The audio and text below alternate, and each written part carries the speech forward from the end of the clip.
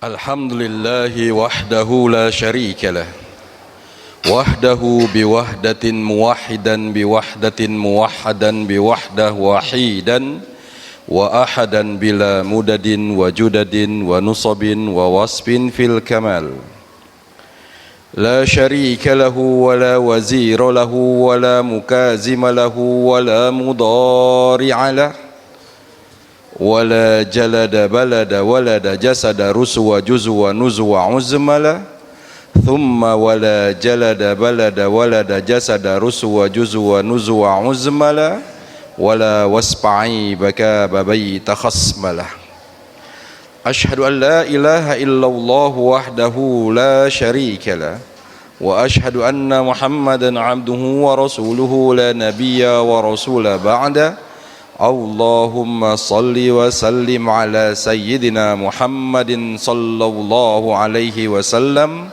وعلى آل سيدنا محمد صلى الله عليه وسلم وبعد فيا أيها الحاضرون الكرام أوصيكم وإياي بتقوى الله اتقوا الله حق تقاته ولا تموتن إلا وأنتم مسلمون معاشر المسلمين وزمرة المؤمنين رحمكم الله.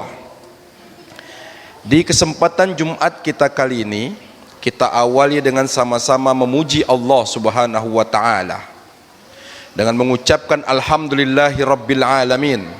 Allah Subhanahu wa taala berkenan memberikan kepada kita nikmat yang luar biasa pada siang hari ini. Kita diberikan nikmat kesehatan, kita diberikan nikmat iman, kita diberikan nikmat kesempatan dan mau untuk melaksanakan dan diizinkan melaksanakan ibadah di hari Jumat ini merupakan nikmat yang luar biasa dan kita mesti bersyukur atas nikmat Allah tersebut. Ma'asyiral muslimin, dan selanjutnya selaku khatib, saya mengajak kita bersama, mari kita tingkatkan terus ketakwaan kita kepada Allah Subhanahu wa taala. Mari kita laksanakan semua yang diperintahkan oleh Allah, lalu kita berusaha menjauhi semua yang dilarang oleh Allah Subhanahu wa taala. Di sisa hidup kita, tentu nanti kita terus dan tetap akan melaksanakan dosa dan kesalahan kepada Allah Subhanahu wa taala. Lalu kita mohon kepada Allah Subhanahu wa taala semoga membimbing kita, terus membimbing kita ke arah jalan yang benar dan juga diampunkan oleh Allah Subhanahu wa taala semua kesalahan-kesalahan kita. Ma'asyiral muslimin, saat ini banyak kaum muslimin di muka bumi ini yang memenuhi panggilan Allah Subhanahu wa taala untuk melaksanakan ibadah haji, umroh di tanah suci Mekah dan Madinah. Kita yang tidak melaksanakan ibadah haji di sini di tanah air kita pun memiliki suatu amalan-amalan yang luar biasa besar pahalanya di sisi Allah Subhanahu wa taala. Di antaranya adalah kita dapat nanti melaksanakan puasa tarwiyah di tanggal 8 Zulhijjah. Lalu kita juga dapat melaksanakan ibadah puasa Arafah di tanggal 10, di tanggal 9, dan di tanggal 10 kita melaksanakan ibadah yaitu salat Id dan pemotongan hewan kurban. Ma'asyiral muslimin wa zumratal mu'minina rahimakumullah. Dalil bagi kita bersama selaku orang yang Islam, yang menyembah Allah Subhanahu wa taala, yang percaya kepada Al-Qur'an. Dalam Al-Qur'an surah Al-Kautsar, Allah Subhanahu wa taala menyuruh kita untuk menyembelih hewan kurban. Sebagaimana yang kita sama-sama paham dan kita hafal semua. A'udzubillahi minasyaitonirrajim. Bismillahirrahmanirrahim. Fasholli li rabbika wanhar. Maka solatlah kamu kepada Tuhanmu, lalu sembelihlah hewan kurban. Ma'asyiral muslimin, penyembelihan hewan kurban ini diletakkan oleh Allah Subhanahu wa taala satu ayat dengan solat. Solat sebagaimana kita ketahui adalah kewajiban yang harus dilaksanakan oleh seorang muslim. Dalam hadis Rasul sallallahu alaihi wasallam, awwalu ma yuhasabu bil 'abdu yaumal qiyamati as-shalah. Yang pertama sekali akan dihisab dan ditanyakan bagi seorang hamba kelak di hari akhirat itu adalah solat kita. Dan solat ini Allah sejajarkan dengan perintah untuk menyembelih hewan kurban. Wanhar itu adalah kalimat perintah, bukan kalimat untuk berita, tapi perintah. Oleh karena itulah, karena ini diperintahkan, 4 imam mazhab dalam kitab Al-Fiqhu ala Madhahibil Arba'ah karangan Syekh Abdurrahman Al-Juzairi, dikatakan 4 imam mazhab mengatakan hukum dari melaksanakan penyembelihan hewan kurban itu adalah sunnah ain.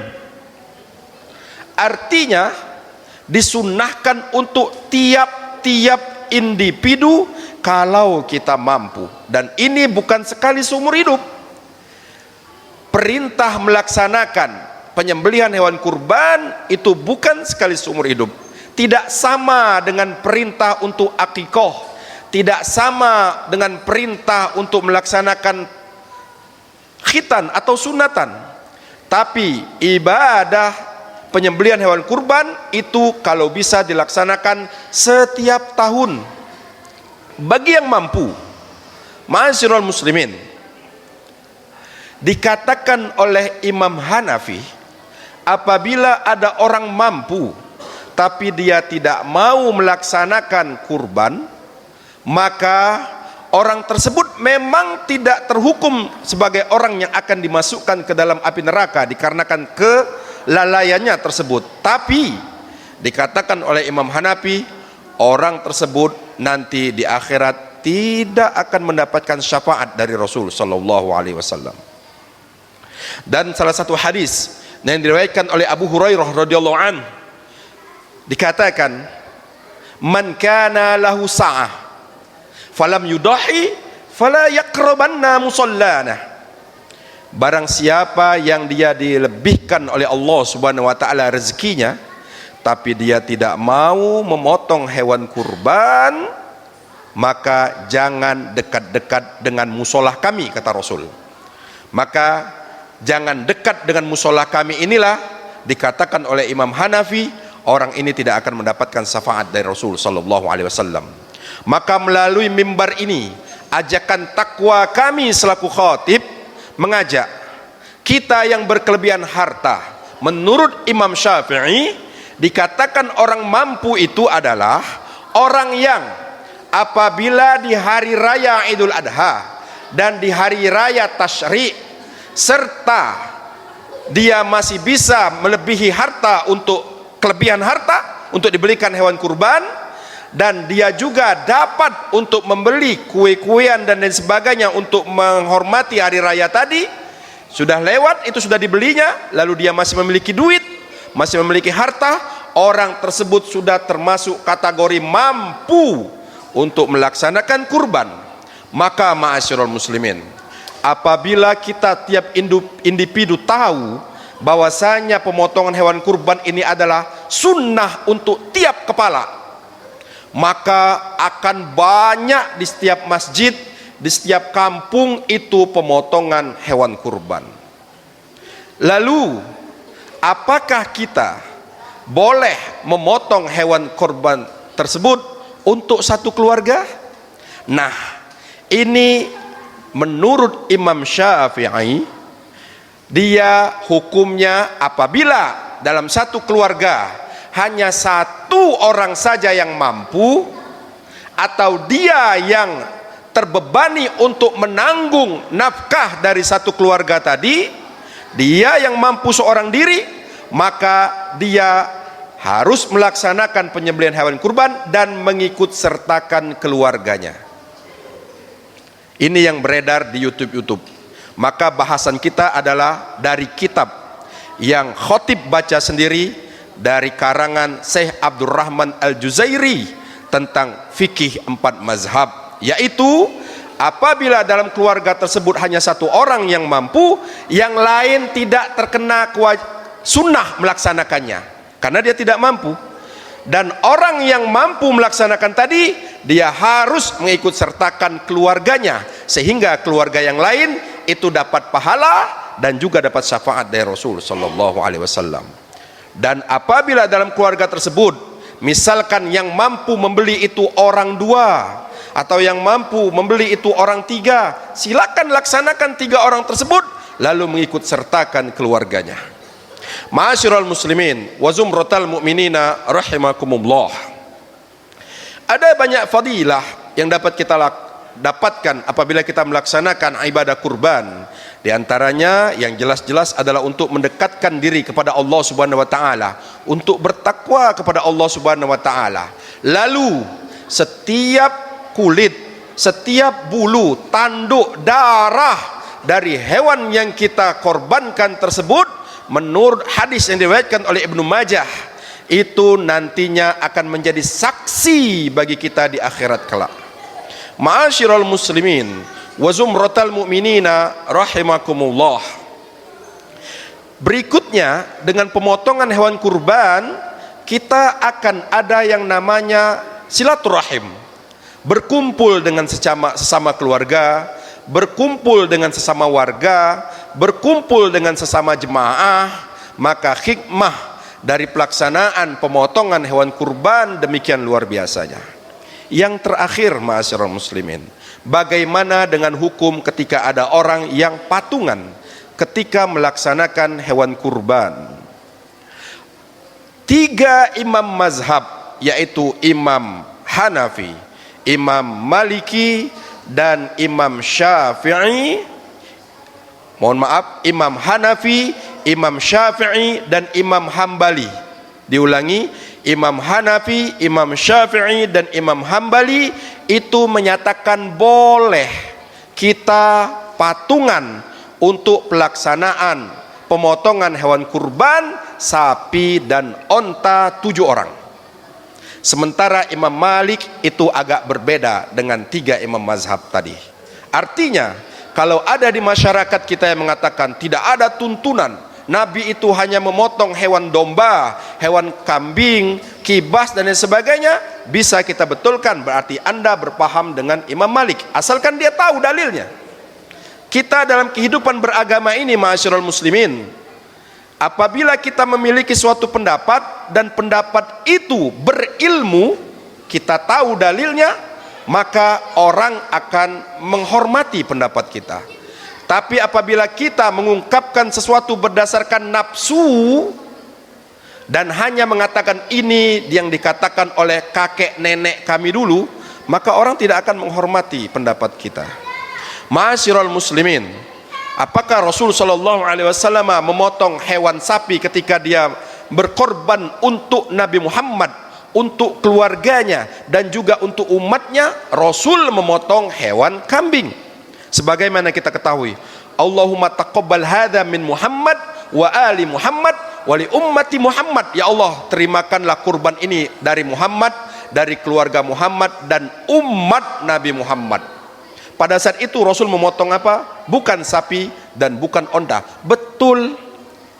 Dan apabila kita melihat hadis yang lain diriwayatkan oleh Jabir radhiyallahu an, bahwasanya Rasul sallallahu alaihi wasallam ketika dia akan melaksanakan ibadah umroh atau haji yang wada, ketika beliau ada di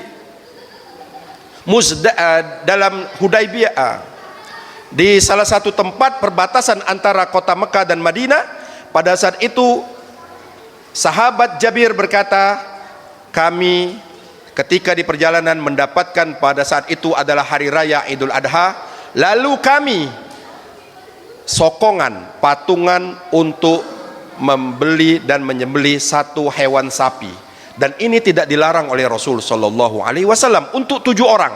Artinya pelaksanaan pemotongan hewan kurban satu sapi atau satu onta untuk 7 orang ini pun ada dalilnya. Ma'asyiral muslimin, yang penting adalah apabila kita berkelebihan harta, mampu, maka laksanakanlah ibadah ini. Karena tidak ada ibadah yang luar biasa dicintai oleh Allah Subhanahu wa taala pada tanggal 10 Zulhijjah tersebut kecuali ketika darah hewan sembelihan kurban itu dialirkan di muka bumi ini. Demikian khutbah singkat ini, mudah-mudahan bermanfaat bagi kita bersama. A'udzubillahi minasyaitonir rajim. Bismillahirrahmanirrahim.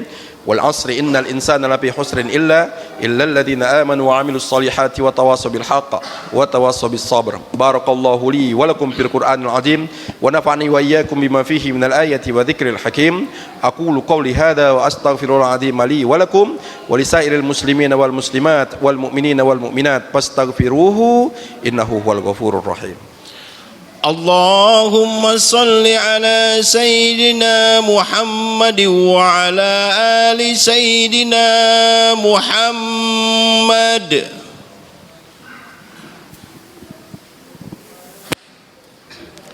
Alhamdulillahi al-mahmudi bi ni'amati al-ma'budi bi qudrati al-muta'i bi sultani al-marhubi min adabihi wa satwati an-nafidhi amruhu bi sama'ihi wa ardihi alladhi khalaqal khalqa bi qudratihi wa mayyazana bi ahkamihi wa a'azzana bi dinihi wa akramana bi nabiyil karim wa nabiyyuna Muhammadin sallallahu alaihi wasallam.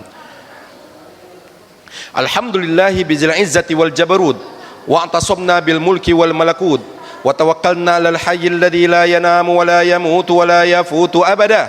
Subuhun quddusur rabbuna wa rabbul malaikatu war ruh. Subhanallah walhamdulillah wa la ilaha illallah wallahu akbar wa la hawla wa la quwwata illa billahil aliyil azim. Asyhadu an la ilaha illallah wahdahu la syarika lah wa asyhadu anna Muhammadan abduhu wa rasuluhu la nabiyya wa rasula ba'dah. Allahumma salli wa sallim wa barik wa karrim wa an'im ala nabina wa habibina wa syafi'ina wa qurrati a'yuna wa uswatina wa sanadina wa rasulina Muhammadin sallallahu alaihi wasallam. Wardallahumma an arba'ati hurafa'ir rasidin Sayyidina Abi Bakri wa Umar Uthman wa Ali wa ala baqiyati sahabati wa anit tabi'in wa tabi'it tabi'an wa man tabi'um bi ihsanin ila yaumiddin wa alaina ma'hum bi rahmatika ya arhamar rahimin. Allahumma ighfir lil muslimina wal muslimat wal mu'minina wal mu'minat al ahya'i minhum wal amwat innaka sami'un qaribun mujibud da'wat wa ya qadiyal hajat. Allahumma iftah bainana wa baina qaumina bil haqqi wa anta khairul fatihin. Allahumma ya muqallibal qulub tsabbit qulubana ala dinika wa ta'atika ya arhamar rahimin. Rabbana atina fid dunya hasanah wa fil akhirati hasanah wa qina adzaban nar. Ibadallah, Inna Allah ya'murukum bil adli wal ihsan wa ita'i dzil qurba wa yanha 'anil fahsya'i wal munkari wal baghi ya'idukum la'allakum tadhakkarun. Fadhkurullahal 'azima yadhkurkum wa sallu min fadli yu'tikum wa la dzikrullahi akbar.